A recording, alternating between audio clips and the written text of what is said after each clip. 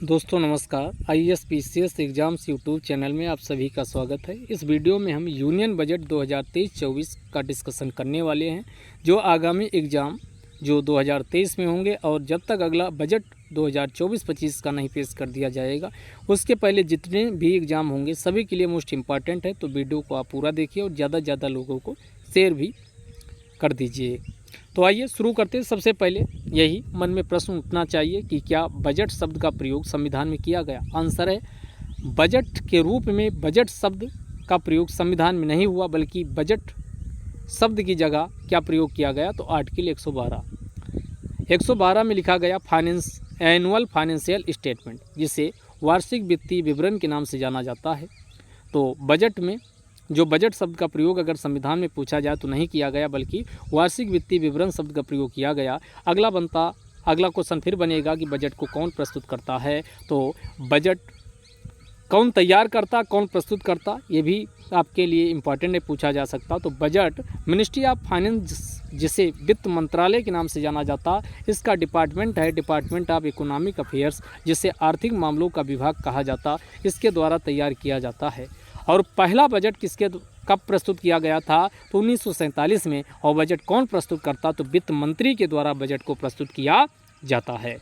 अगला बजट 2023-24 पे जब हम हाइलाइट्स पे ध्यान देते हैं तो ये स्पष्ट होता है कि इस बार का जो बजट है ये 7 प्राथमिकता वाले क्षेत्रों पर आधारित है, जिसे सप्तर्षि के नाम से या सप्तऋषि, 7 ऋषियों का नाम दिया गया सप्तर्षि के नाम पर, जिससे रखा गया है। 7 प्रायोरिटी वाले पॉइंट पर आधारित है। अब बात आती है 7 प्रायोरिटी वाले पॉइंट कौन है, तो नंबर 1 इंक्लूसिव डेवलपमेंट है, number 2 reaching the last mile connectivity है, यानी इंक्लूसिव डेवलपमेंट का मतलब हुआ समावेशी विकास को इसमें अपनाया गया। दूसरा रीचिंग द लास्ट माइल, अंतिम छोर तक पहुंचना, इसका बजट का प्रमुख उद्देश्य है। दूसरा डबल आई है, तो पहले आई से इंफ्रास्ट्रक्चर यानी बुनियादी ढांचे का विकास किया जाए। और बुनियादी ढांचे का विकास कब होगा, जब इन्वेस्टमेंट आएगा, तो अगला इन्वेस्टमेंट को शामिल किया गया। अगला अनलिशिंग द पोटेंशियल, यानी भारत में जो पोटेंशियलिटी है, संभाव्यता है, तो उसको कैसे मैक्सिमम यूटिलाइज किया जाए, ये भी इसमें ध्यान रखा गया। फिर अब प्रमुख समस्या क्या, हम कार्बन पर आधारित अर्थव्यवस्था को अपनाते हैं, जिससे बहुत सारा ग्रीन हाउस गैसों यानी जो कार्बन उत्सर्जन होता है ये हो रहा। तो इसी को ध्यान में रखते हुए अब ग्रीन ग्रोथ की बात की जा रही है, हरित समृद्धि की बात की जा रही है। फिर भारत आगे कैसे बढ़ेगा, अगर युवाओं को नेग्लेक्ट कर दिया जाए, तो यूथ पावर को भी इसमें लगाए जाने की बात की गई है। और लास्ट है फाइनेंशियल सेक्टर, वित्तीय क्षेत्र को प्राथमिकता में रखा गया। तो ये 7 एरिया बिल्कुल दिमाग में बैठा लीजिएगा, क्योंकि क्वेश्चन यहीं से हूबहू पूछ लिया जाएगा। अब क्वेश्चन क्या पूछेगा कि सप्त ऋषि जो कॉन्सेप्ट है उसमें कौन सा एक एरिया शामिल नहीं है। इसी में कन्फ्यूजन महिला सशक्तिकरण, वुमेन एम्पावरमेंट वाला ऑप्शन डाल के कन्फ्यूज किया जा सकता है, क्योंकि आपको लगेगा कि महिला सशक्तिकरण तो इसमें शामिल होगा ही, लेकिन नहीं शामिल, ये ध्यान रखिएगा। तो ये कैसे आप ध्यान रखोगे, तो इसके लिए शॉर्ट ट्रिक है IRI2 गाइफो। ये शॉर्ट ट्रिक आप याद रखोगे, कभी भूलोगे नहीं। तो पहला इंक्लूसिव डेवलपमेंट हो गया, रीच द लास्ट माइल हो गया। अगला I2, यहाँ I2 का मतलब डबल आई है, तो एक इंफ्रास्ट्रक्चर, एक साथ है, ध्यान रखिए, अलग से नहीं है। तो ये इन्वेस्टमेंट एंड इंफ्रास्ट्रक्चर हो गया। और जी से ग्रीन ग्रोथ हो गया, Y से यूथ पावर हो गया, और F से फाइनेंशियल सेक्टर हो गया, और U से अनलीसिंग हो गया, अनलीसिंग द पोटेंशियल हो गया। तो ये टोटल 7 एरिया हैं। तो आपका शॉर्ट ट्रिक आप कैसे याद रखोगे, IRI2 गाइफो 2-3 बार इसको बोलोगे, याद हो जाएगा। और ये याद ही नहीं रखना, फुल फॉर्म जरूर यहाँ लिख के देख लेना है, नहीं आप वहाँ एग्जाम में कुछ अलग ही आपको ध्यान आएगा। तो आपको ये या जो शॉर्ट ट्रिक है वो दिमाग में बैठा लेना। कैसे, IRI2 गाइफो 2-3 बार बोलोगे, IRI2 गाइफो, तो आपका बिल्कुल दिमाग में याद रहेगा। अब बात करते हैं इस बार के बजट में एरिया वाइज क्या क्या किया गया। तो सबसे पहले एग्रीकल्चर को हम देखते हैं, ग्रीन ग्रोथ की बात की गई। तो इसमें एग्रीकल्चर के लिए क्या किया गया है, तो एग्रीकल्चर के लिए डिजिटल पब्लिक इंफ्रास्ट्रक्चर को बूस्ट किया जाएगा। क्या, डिजिटल पब्लिक इंफ्रास्ट्रक्चर को बूस्ट किया जाएगा। इसमें फार्मर सेंट्रिक सॉल्यूशन, यानी किसान से संबंधित हर एक समस्या, हर एक प्रकार की सुविधा का यहाँ पर यानी वन स्टॉप सेंटर के रूप में उसका समाधान किया जाएगा। तो ये डिजिटल पब्लिक इंफ्रास्ट्रक्चर पूछा जाए किसके लिए है, तो ये फार्मर सेंट्रिक सॉल्यूशन के लिए लाया गया है। किसके लिए लाया गया? डिजिटल पब्लिक इंफ्रास्ट्रक्चर किसके लिए लाया गया है? तो डिजिटल पब्लिक इंफ्रास्ट्रक्चर फार्मर के लिए है, वो फार्मर सेंट्रिक सॉल्यूशन के लिए है। दूसरा, एग्रीकल्चर एक्सीलरेटर फंड को भी इस बार स्थापित किए जाने की बात की गई है। तो पहला एक चीज़ आप एग्रीकल्चर में इसका मेंस में लिखिएगा तो वहाँ भी इस्तेमाल करिएगा। तो पहला डिजिटल पब्लिक इंफ्रास्ट्रक्चर हो गया, तो यहाँ दे देगा कि digital public infrastructure digital India को प्रमोट करने के लिए होगा, नहीं, फार्मर सेंट्रिक सॉल्यूशन के लिए है डिजिटल पब्लिक इंफ्रास्ट्रक्चर। दूसरा, एग्रीकल्चर एक्सीलरेटर फंड स्थापित किया जाएगा। ग्रामीण क्षेत्र में एग्री स्टार्टअप यानी एग्रीकल्चर को एज ए स्टार्टअप अपनाया जाए। यूथ एग्रीकल्चर से दूर भागते हैं, तो इसको एज ए स्टार्टअप अपनाएं और युवा उद्यमिता को प्रोत्साहन मिले, इसे सुनिश्चित करने के लिए एग्रीकल्चर एक्सीलरेटर फंड को स्थापित किया जाएगा। इसके अलावा एग्रीकल्चर क्रेडिट भी जो कृषि से संबंधित शाख है यानी क्रेडिट है, ऋण है, इसको भी ज़्यादा किया गया और इस बार के बजट में कितना 20 लाख करोड़ रुपए का एलोकेशन किया गया है एग्रीकल्चरल क्रेडिट के लिए। और इससे क्या होगा? पशुपालन, मत्स्य पालन, डेयरी उद्योग, इसको भी अब किसमें, तो ये प्रधानमंत्री मत्स्य संपदा योजना जो चल रही है, प्रधानमंत्री मत्स्य संपदा योजना, इसके लिए पशुपालन, मत्स्य पालन, डेयरी उद्योग को प्रमोट करने के लिए लाया गया था। और इस बार के बजट में ये अमाउंट इंपॉर्टेंट है, कितना 6000 करोड़ रुपए का एलोकेशन 2023-24 के बजट में प्रधानमंत्री मत्स्य संपदा योजना के लिए किया गया। कितना अमाउंट किया गया है? प्रधानमंत्री मत्स्य संपदा योजना, आप बताइएगा ये संपदा योजना क्या 2017 की है? अलग से क्वेश्चन पूछा जा सकता, मत्स्य संपदा योजना कब लाई गई थी? तो ये 2017 की है क्या? और इसमें नई बात क्या की गई? अब मछुआरे होते हो, मछली विक्रेता होते हो, साथ में माइक्रो स्मॉल मीडियम एंटरप्राइज जो सूक्ष्म लघु मध्यम उद्यम होते हैं, उनको भी अब शामिल कर लिया गया है। तो ये नया इस बार के बजट में किया गया। तो प्रधानमंत्री मत्स्य संपदा योजना ये 2017 में लाया गया था। तो ये प्रधानमंत्री मत्स्य संपदा योजना क्या 2017 में लाया गया? ये आपको कमेंट बॉक्स में लिख के बताना। इसके लिए बजट में 6000 करोड़ रुपए का एलोकेशन किया गया है।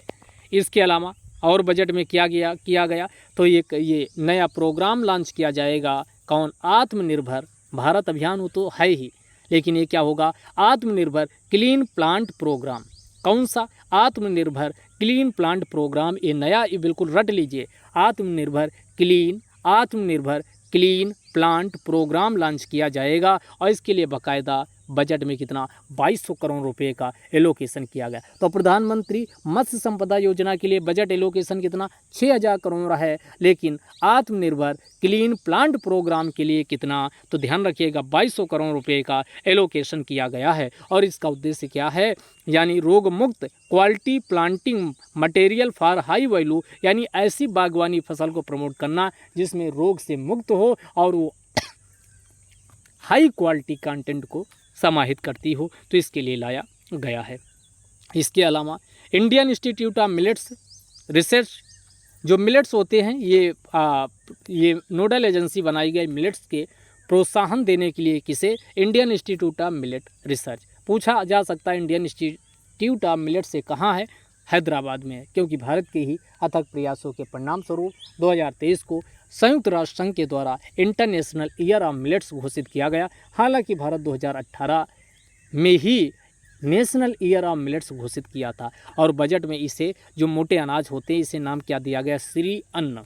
क्या नाम दिया गया? श्री अन्न नाम दिया गया है। अब अगला देखते हैं, स्वास्थ्य क्षेत्र के लिए क्या किया गया इस बार के बजट में। तो जो यहाँ काम का पॉइंट था वो हमने कवर किया। फर्जी चीज़ें कोई भी आपका माथा ठनकाने के लिए यहाँ शामिल नहीं किया है। और यकीन मानिए जितनी पॉइंट है इससे क्वेश्चन प्री और मेंस में दोनों में मिल जाएगा।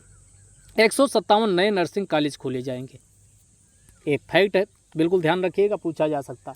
तो बजट 2023-24 में कितने नर्सिंग कॉलेज खोलने की बात की गई? 157। 157 नए नर्सिंग कॉलेज खोले जाएंगे। और उससे भी इम्पॉर्टेंट है, सिकल सेल एनीमिया जो होता है, इसका उन्मूलन 2047 में रखा गया, सुनिश्चित किए जाने का इसमें बजट में अनाउंसमेंट किया गया। तो सिकल सेल एनीमिया कब अनाउंसमेंट, ये कब समाप्त किया जाएगा? 2047 में। अगला जो आकांक्षी जिला कार्यक्रम चल रहा है उसी के तर्ज पर आकांक्षी जिला कार्यक्रम जिसे एस्पायरेशनल डिस्ट्रिक्ट प्रोग्राम जनवरी 2018 में जिसे लॉन्च किया गया था और पूरे भारत के 112 जो बैकवर्ड ज़िले हैं उसका कायाकल्प करने के लिए इसे लॉन्च किया गया नीति आयोग के द्वारा। तो उसी के तर्ज पर अब क्या नया कार्यक्रम कौन होगा, एस्पायरेशनल ब्लॉक प्रोग्राम। इसमें भारत के 500 ब्लॉकों को पुनरुद्धार किया जाएगा।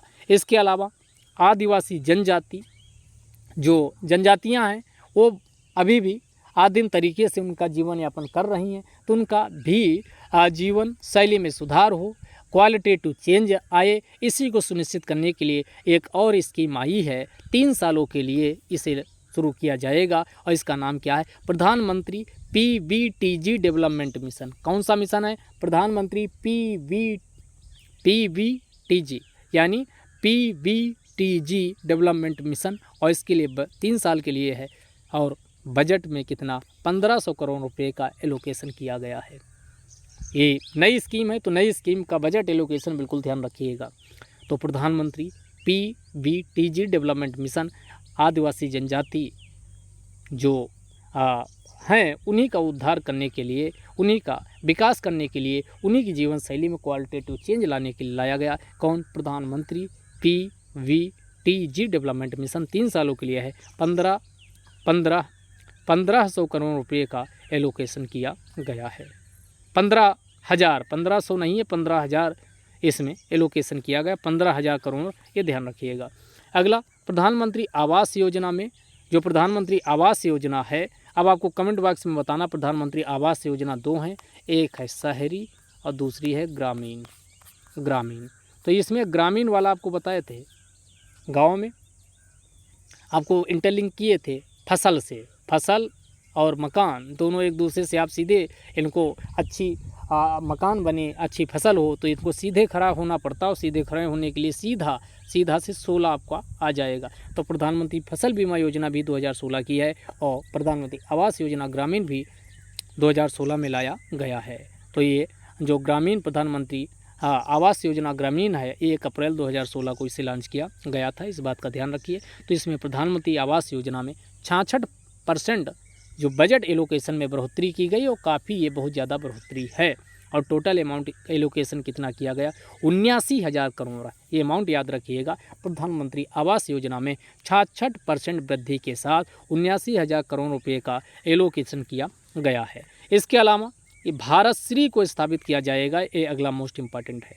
भारत श्री को क्या किया जाएगा, जो भारत में आप देखते हो भारत स्थापत्य कला और विरासत, भारत की हेरिटेज की समृद्धता से पूरा विश्व वाकिफ है। तो इसी भारत क्यों ना अपने इंस्क्रिप्शन जो अभिलेख हैं इनका क्या किया जाए कि एक रिपोजिटरी तैयार कर लिया जाए, ताकि ऑनलाइन तरीके से कहीं पर किसी भी जगह पर इसकी पहुंच हो सके। तो इसी के सुनिश्चित करने के लिए पहले चरण में 1 लाख से ज़्यादा भारत की जो प्राचीन इंस्क्रिप्शन है उनका डिजिटलीकरण को सुनिश्चित किया जाएगा। और इसी के लिए कौन सी स्कीम आई है, प्रधानमंत्री भारत श्री योजना। तो ये भारत श्री पूछा जा सकता है, इसका संबंध किससे है, तो भारत श्री योजना को लाया गया। कौन सी भारत श्री की फुल फॉर्म है, यस से हो गया शेयर्ड, यस से हो गया शेयर्ड, आर से हो गया रिपोजिटरी, आई से हो गया इंस्क्रिप्शन, इसकी स्थापना की जाएगी। ठीक, तो ये भारत श्री वाला भी ध्यान रखिएगा, यानी भारत और श्री से शेयर्ड रिपोजिटरी ऑफ इंस्क्रिप्शन इसकी फुल फॉर्म है। इसके पहले चरण में भारत के प्राचीन इंस्क्रिप्शन का 1 लाख भारत की प्राचीन इंस्क्रिप्शन का डिजिटलीकरण किया जाएगा। क्लियर, तो ये आपका भारत श्री हो गया। अगला पूंजीगत निवेश, जो कैपिटल इन्वेस्टमेंट होता है, जिससे कोई एसेट्स का निर्माण होता है, तो उसी को पूंजीगत निवेश कहा जाता है। इसमें भी 33% की बढ़ोतरी की गई और यह कितना है इस बार के बजट में, तो ये 10 लाख करोड़ रुपये का 10 लाख करोड़ रुपये का कैपिटल इन्वेस्टमेंट होगा। और ये जीडीपी का कितना बैठता है, भारत की जो टोटल जीडीपी उसका 3.3% बैठता है। इसी प्रकार प्रभावी कैपिटल एक्सपेंडिचर कितना होगा, तो प्रभावी कैपिटल एक्सपेंडिचर यानी प्रभावी इफेक्टिव कैपिटल एक्सपेंडिचर कितना किया जाएगा, ये तो निवेश हो गया, लेकिन जो कैपिटल एक्सपेंडिचर होगा ये कितना, तो 13.7 लाख करोड़ का प्रभावी कैपिटल एक्सपेंडिचर होगा और यह जीडीपी का 4.5% होगा। और अच्छी बात है, अगर कैपिटल एक्सपेंडिचर, कैपिटल इन्वेस्टमेंट होता है तो ये भारत के लिए एक यानी अच्छा सकारात्मक संकेत होता है और ये होना चाहिए। अब आइए और बजट एलोकेशन देखते हैं। रेलवे के लिए बजट 2023-24 में कितना, तो ये 2.40 लाख करोड़ रुपए का इसमें एलोकेशन किया गया है। इसके अलावा 100 क्रिटिकल ट्रांसपोर्ट इंफ्रास्ट्रक्चर प्रोजेक्ट शुरू करने की बात की गई, तो पूछेगा कि क्रिटिकल ट्रांसपोर्ट इंफ्रास्ट्रक्चर प्रोजेक्ट कितने लॉन्च किए जाएंगे, तो इस बजट में कितनी अनाउंसमेंट, तो 100 की बात की गई है। इसके अलावा अर्बन इंफ्रास्ट्रक्चर डेवलपमेंट फंड की स्थापना होगी। UIDF इसे कहा जाता, अर्बन यानी इसकी फुल फॉर्म क्या है कि किसकी स्थापना होगी, तो अर्बन इंफ्रास्ट्रक्चर डेवलपमेंट फंड की स्थापना की जाएगी और जिसे नेशनल हाउसिंग बैंक के द्वारा मैनेजमेंट प्रबंधन किया जाएगा। आगे बात करते हैं ग्रीन ग्रोथ की, तो ग्रीन ग्रोथ के लिए क्या इसमें बात की गई, तो नेशनल ग्रीन हाइड्रोजन मिशन, जो राष्ट्रीय हरित हाइड्रोजन मिशन को लॉन्च किए जाने की बात की गई है। तो इसमें national green hydrogen mission 19,700 crore रुपए के साथ शुरू किया जाएगा और ये 2030 तक कितना 5 मीट्रिक मिलियन टन जो ग्रीन हाइड्रोजन है इसका निर्माण किया जाएगा। गोवर्धन स्कीम पहले से ही चल रही है, सर्कुलर इकोनॉमी, चक्रीय अर्थव्यवस्था को प्रोत्साहित करने के लिए। तो इसी गोवर्धन स्कीम के अंतर्गत 500 इसमें वेस्ट टू वेल्थ, वेस्ट यानी अपशिष्ट से क्या कर दिया जाए, वेल्थ प्लांट यानी इसको अपशिष्ट से धन को जनरेट कर लिया जाए, तो इसी को वेस्ट टू वेल्थ प्लांट के नाम से जाना गया। तो 500 इसमें वेस्ट टू वेल्थ प्लांट का गोवर्धन स्कीम के अंतर्गत यानी क्या स्थापना की जाएगी, जिनमें 200 क्या होंगे, तो ये 200 इसमें क्या होंगे, तो 200 इसमें CBG प्लांट होंगे। 200 कौन से प्लांट होंगे, CBG प्लांट। अब आपको बताना, पंजाब के संगरूर नामक स्थान पर एशिया का सबसे बड़ा CBG प्लांट को स्थापित किया गया है। बात समझ में आई। तो CBG प्लांट कितने इसमें CBG प्लांट कितने स्थापित किए जाएंगे, तो ये कितने 200 और 300 इसमें कौन से होंगे, कम्युनिटी या क्लस्टर बेस्ड प्लांट को स्थापित किया जाएगा, ये भी आप ध्यान रखिएगा। इसके अलावा और क्या होगा, तो 1-2 नहीं बल्कि कितने 10,000 बायो इनपुट रिसोर्स सेंटर की स्थापना होगी।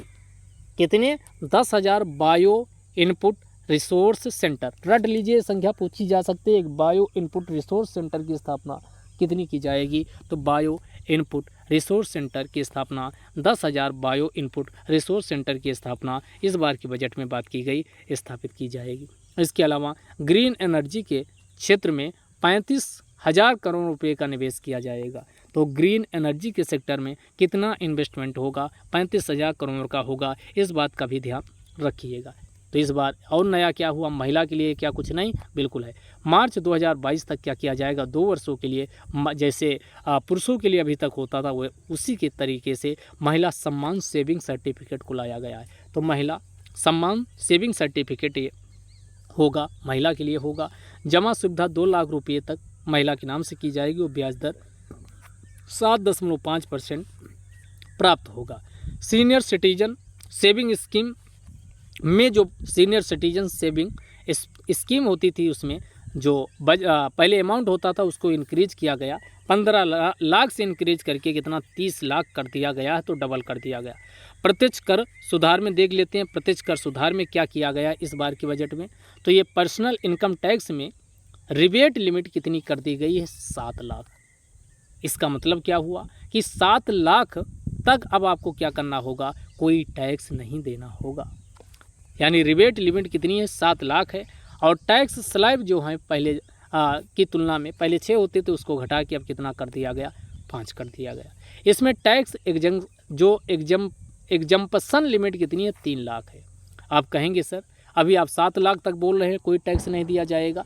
अगर आपकी आय 7 लाख तक है तो आप टैक्स स्लैब में ही नहीं आएंगे, और 7 लाख से ज़्यादा है तो टैक्स स्लैब में आएंगे, और 7 लाख के आगे यानी 3 लाख पहली जो अगर टैक्स स्लैब बनाई गई, अब उसमें 0% 3 लाख यानी 7 लाख तक तो आप टैक्स स्लैब में नहीं आएंगे, और 7 लाख के ऊपर अगर आपकी 3 लाख है यानी 3 मतलब टोटल 10 लाख है, तब आप 0% वाले टैक्स स्लैब में आएंगे, क्योंकि शुरू के 3 लाख तक आपकी टैक्स स्लैब में 0% आपको टैक्स देना होगा, यानी टैक्स नहीं देना होगा। 0% का मतलब हुआ टैक्स नहीं देना होगा। तो ये इसका मतलब है, बिल्कुल अब समझ में आ चुका होगा कि ये 7 लाख और 3 लाख का चक्कर क्या है। तो ये 7 लाख का मतलब हुआ कि अगर आपकी आय 7 लाख तक है तो टैक्स स्लैब से बाहर है, और टैक्स स्लैब में तब आएंगे जब 7 लाख से आपकी आय इनकम होगी। और 7 लाख के ऊपर अगर 3 लाख तक आपकी ज़्यादा 3 लाख तक आपकी पैसा आपके पास है या आय है तो आप 0% की टैक्स स्लैब में है, तब भी टैक्स देना नहीं होगा।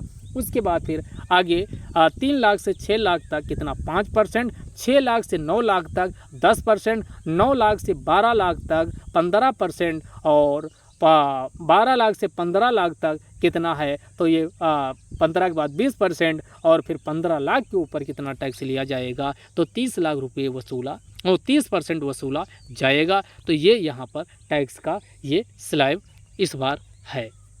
इसके अलावा स्टैंडर्ड डिडक्शन किया जाएगा। कितना ये स्टैंडर्ड डिडक्शन किया जाएगा तो वेतनभोगी के लिए 50,000 और फैमिली पेंशनर के लिए 15,000 रुपये का स्टैंडर्ड डिडक्शन यानी टैक्स से इसको डिडक्ट कर दिया जाएगा। सरचार्ज पहले कितना था याद कर लीजिए। पहले सरचार्ज जो लगता था कितना 37%, उसे अब घटा के कितना कर दिया गया 25%। ये ऐसे जो पॉइंट हैं उससे क्वेश्चन पूछा जा सकता है। तो सरचार्ज पहले 37% हुआ करता था, अब 25% कर दिया गया है। अगर आपकी इनकम कितनी है, अगर आपकी इनकम 2 करोड़ से ऊपर है, तो अगर आपकी इनकम 2 करोड़ से ऊपर है तो सरचार्ज देना पड़ता था। पहले 37% सरचार्ज लगता था, अब कितना लगेगा, यानी इनकम एबव 2 करोड़ की स्थिति में 25% का आपको सरचार्ज भी देना पड़ेगा।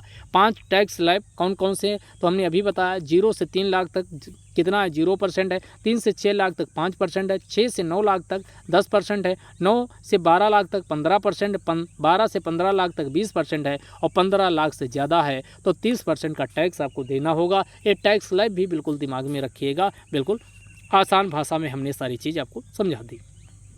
Basic customs duty rates for goods other than textile वस्त्र उद्योग और एग्रीकल्चर होता है, इसको हटा के अन्य जो गुड्स होती सामान होता है उस पर बेसिक कस्टम ड्यूटी कितना लगेगा तो ये कितना, तो ये 13% लगेगा। कितना परसेंट लगेगा 13% लगेगा। पहले 21% होता था तो इसको भी घटाया गया है। क्या किया गया, इसको भी घटाया गया है, और यहाँ भी घटाया गया सरचार्ज पहले 37% लगता था, अब 25% लगेगा, और पहले 21% क्या लगता था कस्टम ड्यूटी लगती थी, अब उसको घटा करके 2023-24 के बजट में कितना कर दिया गया 13% कर दिया गया है। बिल्कुल दिमाग में याद रखिएगा, पहले 21% लगता था। तो सरचार्ज 37 से कितना किया गया 25% किया गया, और जो कस्टम ड्यूटी है बेसिक कस्टम ड्यूटी है जिसमें टेक्सटाइल और एग्रीकल्चर के प्रोडक्ट शामिल नहीं है, इसको भी क्या किया गया कम किया गया है, और ये कितना पहले 21% होता था अब 13% लगेगा। आगे देखते हैं नेशनल कैलामिटी कंटिनेंट ड्यूटी। जो नेशनल कैलामिटी यानी राष्ट्रीय कैलामिटी कॉन्टिनेंट ड्यूटी जो सिगरेट इत्यादि खतरनाक उत्पादों पे लगाए जाते थे, इसको कितना 16% अब निर्धारित किया गया है।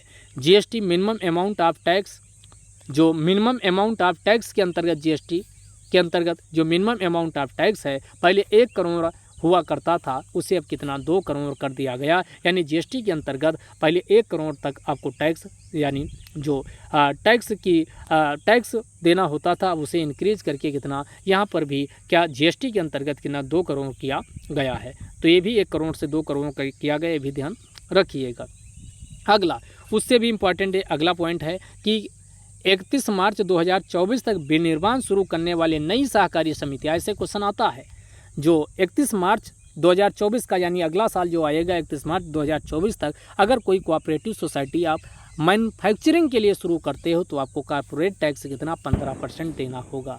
तो क्वेश्चन पूछेगा कि आप विनिर्माण के लिए सहकारी समिति को स्थापित करना चाहते हो तो 31 मार्च 2024 तक आपको कितना 15% है, बिल्कुल रट लीजिए, ऐसे पूछेगा तो ये 15% कॉर्पोरेट टैक्स देना होगा। अब आगे देखते हैं कि पैसा कहाँ से आता है, कितना आता है, इन सबको भी देखते हैं। पैसा रुपया कहाँ से आएगा तो जीएसटी तथा अन्य कर से 17% आएगा, कितना 17, और इसी का डबल कर दोगे तो 34% सबसे ज़्यादा पैसा उधारी से आएगा, कर्ज लेके आएगा। तो ऋण एवं अन्य देयताओं का सबसे ज़्यादा जीएसटी का डबल है, तो जीएसटी का कितना 17%, और ऋण तथा अन्य देयताओं का कितना आएगा तो 34% ये पैसा अन्य ऋण व अन्य देयताओं का आएगा। निगम कर आयकर दोनों 15% है, निगम कर से 15% निगम कर, और उसके बाद कौन हो गया आयकर, ये 15% इससे पैसा आएगा। तो ये आपकी दो याद हो गए, जीएसटी का डबलिंग है, उधार एवं अन्य देयताएँ 34%, जीएसटी का 17%, उसके बाद आयकर और निगम कर कितना 15% पैसा इससे आएगा। कितना परसेंट आएगा 15% आएगा। इसके बाद आइए आगे देखते हैं अगला, केंद्रीय उत्पाद शुल्क। केंद्रीय उत्पाद शुल्क से 7% आएगा। कर रहित जो प्राप्तियां उससे 6% आएगा।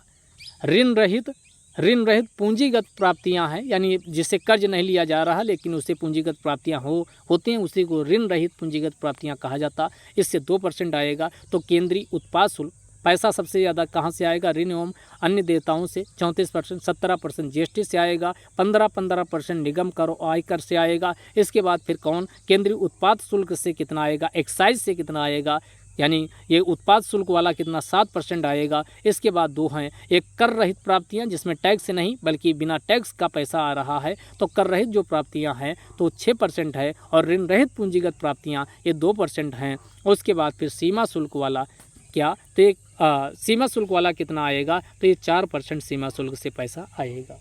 तो बिल्कुल ये ध्यान रखिए, पैसा जाएगा कहाँ इसको भी हम देख लेते हैं। सबसे ज़्यादा पैसा कहाँ जाएगा ये हम शुरू से देखते हैं। तो सबसे पहले जो 20% पैसा ये ब्याज भुगतान में होगा।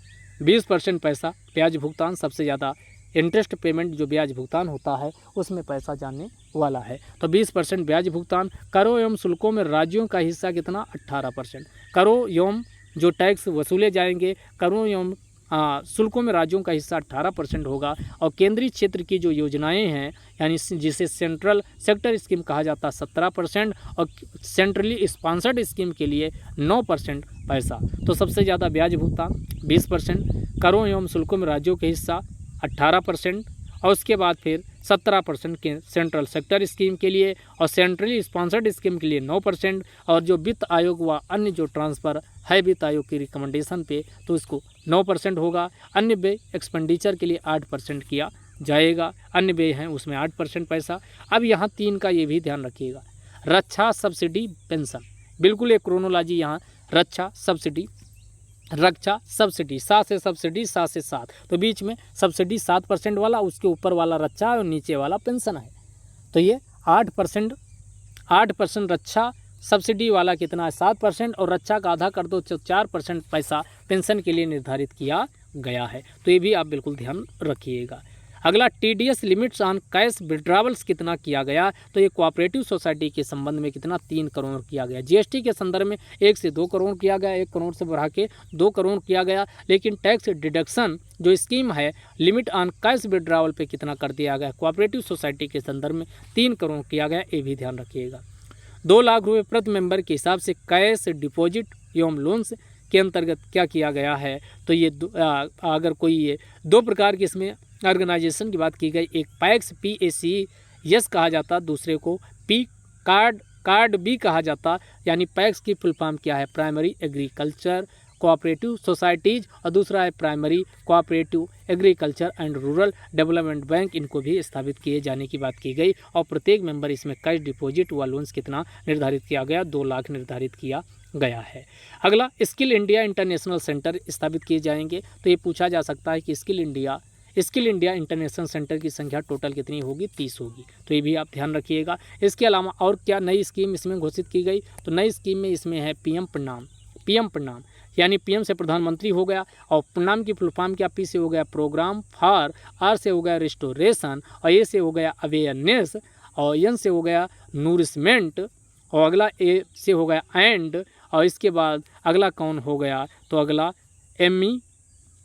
एमिलियोरेशन, ए से एमिलियोरेशन ऑफ, और एम से हो गया मदर अर्थ, यानी जो धरती माँ है, धरती माँ को बचाया जाए। कब बचाया जाएगा जब हम अंधाधुंध जो रासायनिक कीटनाशक उर्वरक यानी खाद यूरिया डाई पोटास इनका अंधाधुंध यूज करते हैं। इसकी जगह जैविक उर्वरक अल्टरनेटिव वैकल्पिक उर्वरक को अपनाया जाए।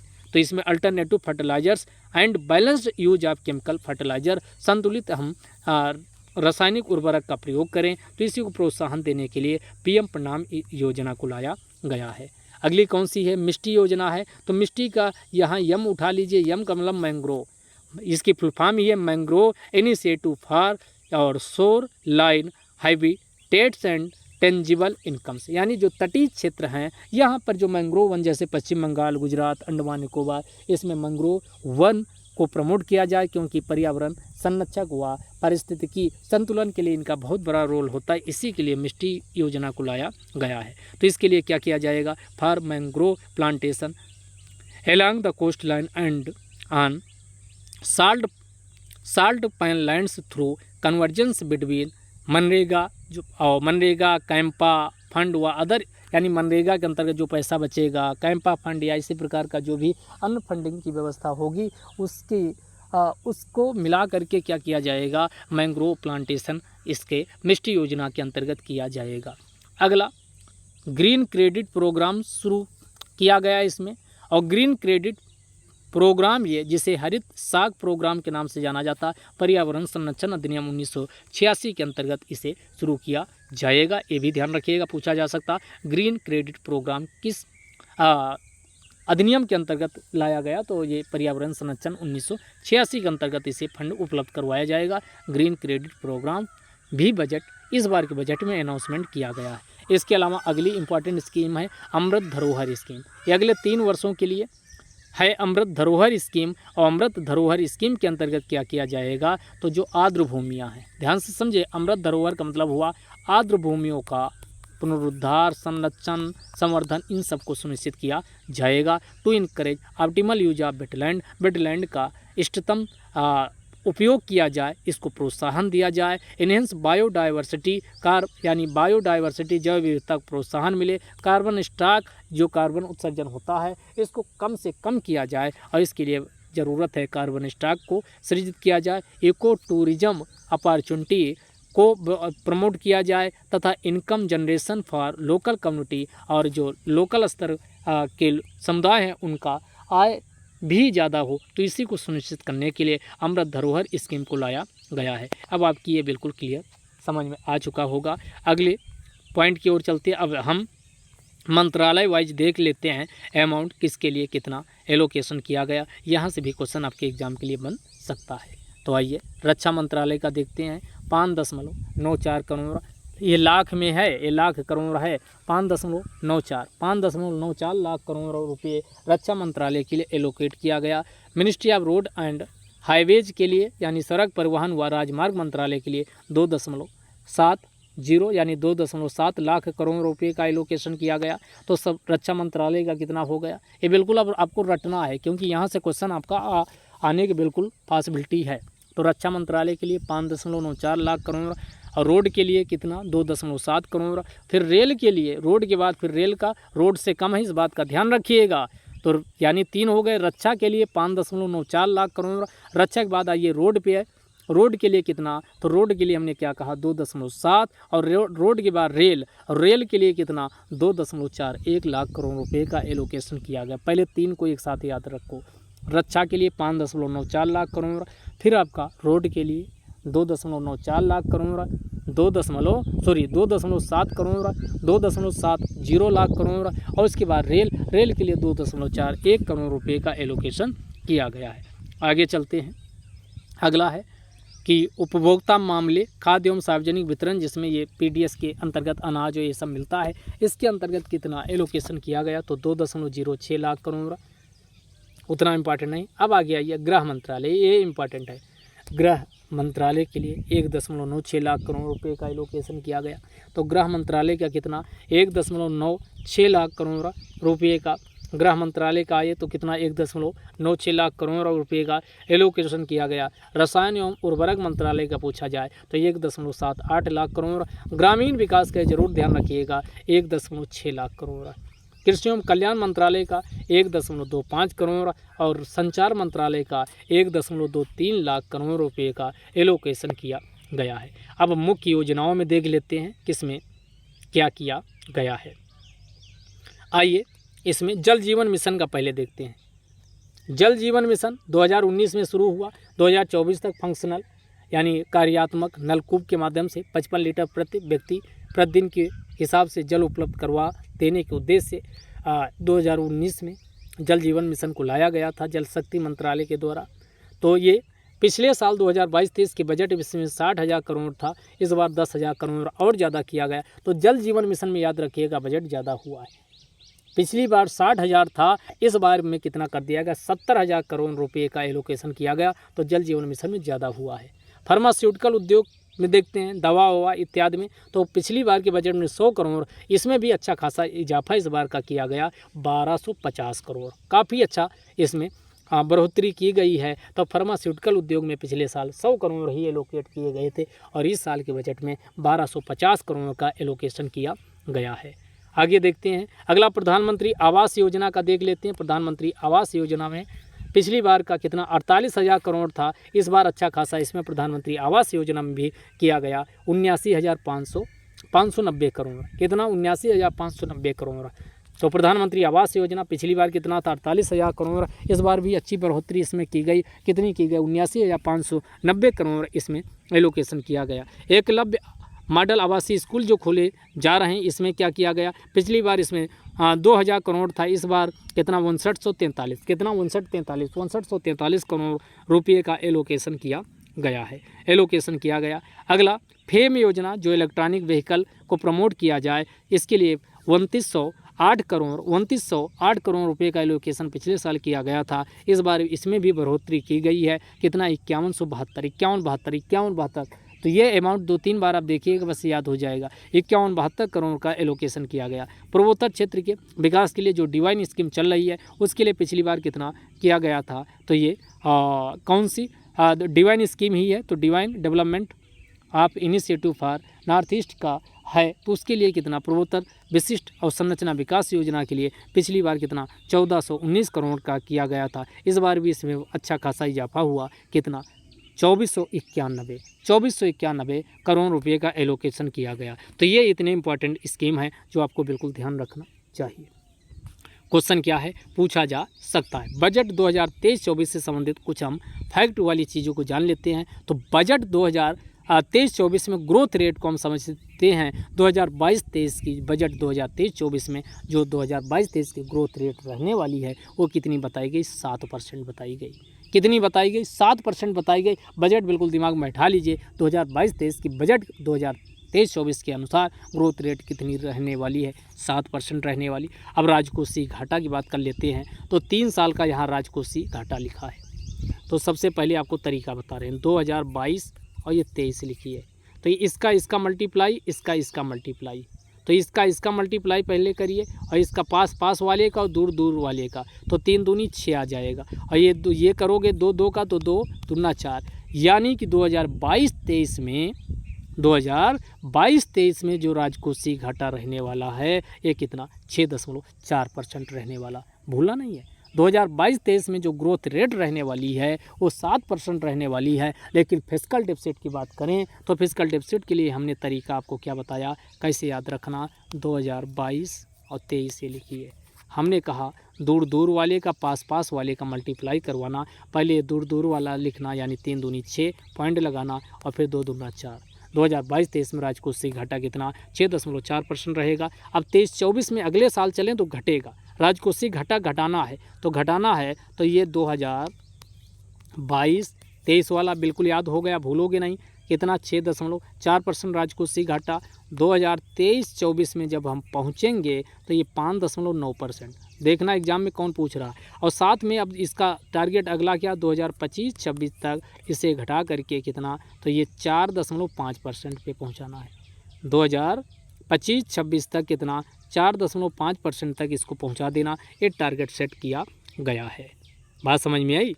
अब आइए उससे भी इम्पॉर्टेंट, कई बार क्वेश्चन क्या होता सीधे पूछ लेता कि बजट का आकार कितना है, यानी कुल एक्सपेंडिचर कितना किया जाएगा, इसी को बजट का आकार कहा जाता है या कुल एक्सपेंडिचर बोले। तो ये कितना इस बार बजट 2023-24 का आकार कितना है, तो 35.03, एक तो ये याद कर लीजिए 35.03 लाख करोड़ है। इसी को एग्जैक्ट वैल्यू अगर देखा जाए तो ये लिखा 35.03 लाख करोड़, यानी 35,03,097 करोड़, 35,03,097 करोड़, 35,03,097 करोड़, 35,03,097 करोड़। या आप केवल इतना ये याद कर लो, 35,03,097 करोड़ इस बार का बजट का टोटल यानी एक्सपेंडिचर किया जाएगा या आकार है। ये क्वेश्चन आप देखोगे जो अभी पीछे जे हुआ 2022-23 के बजट से, वहाँ पर सीधा क्वेश्चन पूछा गया, उसको भी पिछले वीडियो में हमने डिस्कस किया था, आप वहाँ जाके देख सकते हैं। बात समझ में आई? क्लियर है कि नहीं है? बजट का आकार इस बार का कितना 35.03 लाख करोड़ या 35,03,097 करोड़ इस बार का बजट का एक्सपेंडिचर है, यानी ये आकार है। और ये पिछले साल से अगर हम तुलना करते हैं बजट 2022-23 से, तो इस बार कैपिटल एक्सपेंडिचर कितना होगा, तो ये आप पीछे बता चुके 10 लाख करोड़ होगा। एग्जैक्ट वैल्यू तो 10,09,61 करोड़ है। 10,09,61 करोड़, 10 लाख मान लीजिए, 10,09,61, जो पिछले साल की तुलना में जो कैपिटल एक्सपेंडिचर इस बार हो रहा है कितनी बढ़ोतरी की गई, तो ये यहाँ पर ये बिल्कुल परसेंट वाला भी ध्यान रखिएगा, 37.4% की बढ़ोतरी की गई है। बाकी ये इस बार के जो प्रभावी कैपिटल एक्सपेंडिचर कितना, तो पीछे भी बताए थे 13.71 लाख करोड़, 13.71 लाख करोड़। एग्जैक्ट वैल्यू की बात करें तो 13,70,949 करोड़ अमाउंट ये किया जाएगा, जो पिछले साल की तुलना में कितना, तो ये 30.1% की इसमें भी बढ़ोतरी की गई है। अब बजट से संबंधित कुछ हम जनरल फैक्ट वाली चीज़ें जान लेते हैं जो इंटरेस्टिंग है और कभी कभार आपके लिए क्वेश्चन पूछ लिया जाता है। अब बजट का मतलब कंप्लीट है, ये देखिए, इसके बाद आपको अलग से कुछ देखने की ज़रूरत नहीं है। तो भारत में स्वतंत्रता के पहले पहला बजट किसके द्वारा पेश किया गया था, तो जेम्स विल्सन के द्वारा 1860 में अंग्रेजों के ज़माने में पेश किया गया था। और भारत में जो बजटीय व्यवस्था का जनक इन्हीं जेम्स विल्सन को कहा जाता। लेकिन स्वतंत्रता के बाद देश का पहला बजट किसके द्वारा पेश किया गया, तो आर.के. खरमुकम शेट्टी के द्वारा 1947 में, और यही भारत के प्रथम वित्त मंत्री थे। जब भारत 1950 में रिपब्लिक हुआ, गणतंत्र हुआ, तो पहला बजट 28 फरवरी 1950 को किसके द्वारा, जॉन मथाई के द्वारा प्रस्तुत किया गया। अब अगला क्वेश्चन ऐसे, यानी वित्त मंत्री और आरबीआई के गवर्नर दोनों रहे हैं जिसने बजट पेश किया, तो सी.डी. देशमुख थे, और ये प्रथम भारतीय गवर्नर भी रहे, ये भी ध्यान रखिए।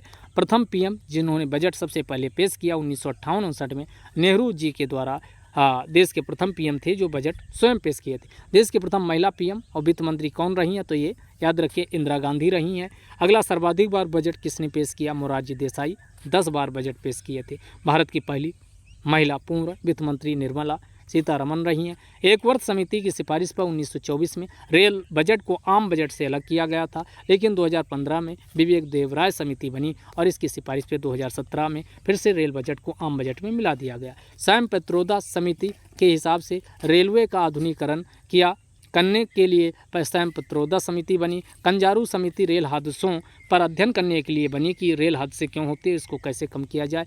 बजट शब्द की उत्पत्ति किस भाषा से हुई है, फ्रेंच भाषा से हुई है।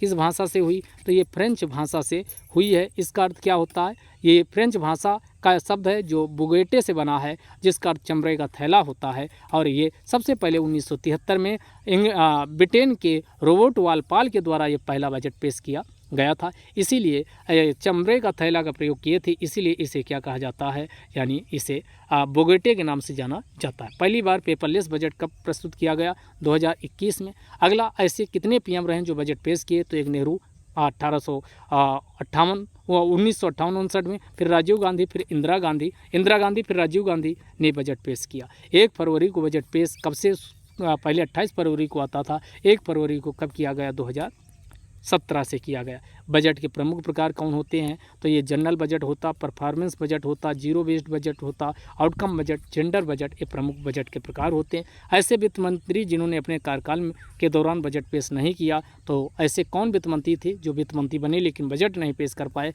एक नियोगी केसी नियोगी साहब थे, अगले एच.सी. बहुगुणा। तो दो लोग थे, केसी नियोगी और एच.सी. बहुगुणा।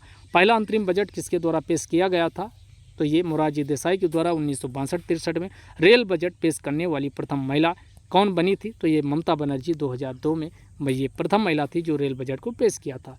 अब ऐसे अल्पकालिक पीएम अल्पकालिक एफएम यानी फाइनेंस मिनिस्टर कौन रहे हैं, तो उसको हम जान लेते हैं कौन कौन इसमें रहे हैं जो बहुत कम समय के लिए यानी वित्त मंत्री रहे हैं, बिल्कुल 1 साल से भी कम समय के लिए, जिसमें जवाहरलाल नेहरू हैं 1958, मोरारजी देसाई 1977, चौधरी चरण सिंह 1979, हेमवती नंदन बहुगुणा 1979 और उसके बाद राजीव गांधी 1987, जसवंत सिंह 1996, मनमोहन सिंह 2012, पीयूष गोयल 2018।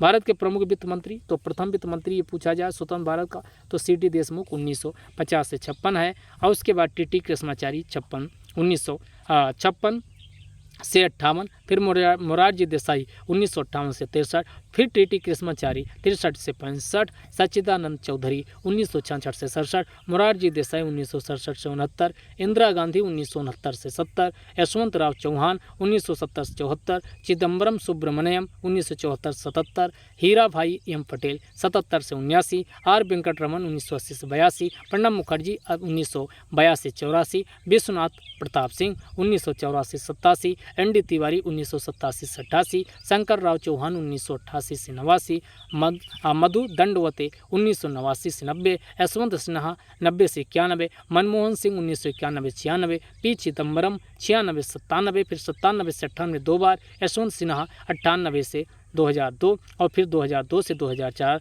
2 बार ये भी बने, पी चिदम्बरम फिर 2004 से 8, मनमोहन सिंह 8 से 9, प्रणब मुखर्जी 9 से 12, पी चिदम्बरम फिर 12 से 14, अरुण जेटली 14 से 18, फिर 18 से 19 में भी और वर्तमान में निर्मला सीतारमन हैं वित्त मंत्री जो बजट पेश किया है। तो ये टोटल है प्रमुख वित्त मंत्री, इनके आप कहोगे क्या नाम याद रखने, नहीं, ऐसे इंटरेस्टिंग के लिए हमने कहा था, इंटरेस्टिंग फैक्ट है तो इसमें लिस्ट में डाल दिया। एक बार नाम देखे होगे तो क्वेश्चन कभी कभार बाई चांस बहुत कठिन बनाया तो पूछ लेगा कौन वित्त मंत्री रहा है नहीं रहा, तो वो भी A to Z आपकी सारी चीज़ें अब कवर हो गई। तो एक बार ये नाम जरूर देख लीजिएगा तो अंदाज़ा लग जाएगा ये वित्त मंत्री रहा है। तो वीडियो यहीं समाप्त करते हैं, अगले वीडियो में फिर मिलेंगे। तब तक ये PDF आपको कहाँ मिलेगी ये बजट की, तो ये PDF डाउनलोड करने के लिए ISPC एग्जाम्स या लर्निंग बाय AP से टेलीग्राम चैनल को डाउनलोड कर लीजिए, वहाँ पर ये पूरी तरीके से फ्री में वहाँ पर अपलोड कर दी गई है, शेयर कर दी गई, तो वहाँ से आप डाउनलोड कर सकते हैं। जय हिंद, जय भारत।